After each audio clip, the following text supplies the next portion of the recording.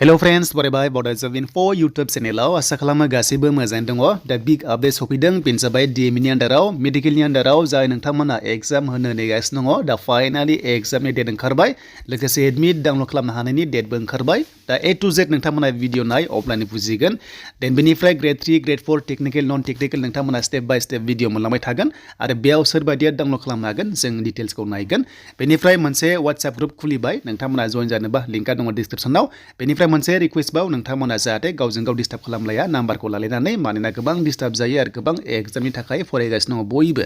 दा बेखौ दोनथ'नानै जोङो दानिया नायनोसै नोंथांमोननि डिटेल्सखौहाय आरो बे आनजादा सोरनि थाखाय जागोन नोंथांमोना डिटेल्सखौ नायदो बेनो जाबाय डाइरेक्टरेट अफ मेडिकेल एडुकेसनाव जायफ्रा एप्लाइ खालामदोंमोन दा बेनिफ्राय ग्रेड 3 ग्रेड 4 अफिसियेल नटिफिकेसन नायनोबा बेयाव फैनांगोन लिंकआ दङ डिसक्रिप्शनाव PDF फाइलखौ नोंथांमोना नायनो हागोन जे बेनि सिलेक्शन प्रसेस भेकेन्सिया बेसेबां दङमोन जों डिटेल्सखौ बेयाव नायनोबा जायखिजाया भिउ खालामबानो नोंथांमोना नायनो हागोन देन बेनिफ्राय नोंथांमोना बेखौ रोंखासिगोन दानिया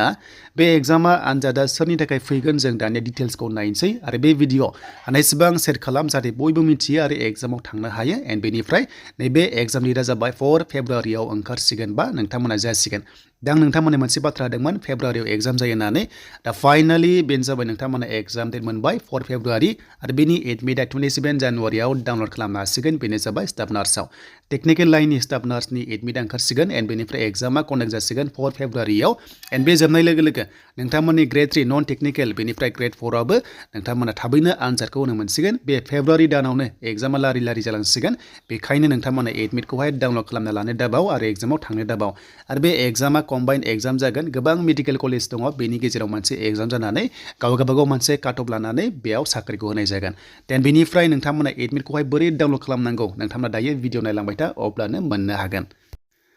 दा जोङो अफिसियेल साइटआव फैनानै लगिन मोनसे अप्शन मोनो बे लगिनाव नोंथांमोना क्लिक खालामनांगोन अके आरो बेयाव क्लिक खालामनाय लोगो लोगो गाव गावनि आइडि नाम्बारखौ होनानै नोंथांमोना एप्लिकेसन नाम्बार नङाबा मबाइल नाम्बारखौ होनानै बेनिफ्राय पासवर्डखौ होनानै लगइन खालामदो होमबानो नोंनि एडमिटखौ नोङो प्रफाइलाव थांनानै डाउनलड खालामनो हागोन लेफ्ट साइडआव थागोन बेयाव नोंथांमोना डाउनलड खालामनो हानायनि अप्शनखौ मोनगोन 27 जानुवारि जानाय लोगो लोगो बावदोंब्ला फरगटआव क्लिक खालाम आरो बेयाव क्लिक खालामनाय लोगो लोगो नोंथांमोननि फन नाम्बार रेजिस्टारा बेनिफ्राय बार्थडेखौ होनानै रिट्राइभ खालाम होमबानो नोंनाव मेसेज थांगोन आइडिखौ मोनफिननानै नोंथांमोना लगइन खालामनानै एडमिट डाउनलड खालामनो हागोन ग्रेड 3 आनो जा एबा ग्रेड 4 आनो जा स' बेनिफ्राय ग्रेड 4 नि एग्जाम डेट ओंखारबा नोंथांमोना लेटेस्ट आपडेट मोनगोन बड' इनफो इउटुब चेनेलाव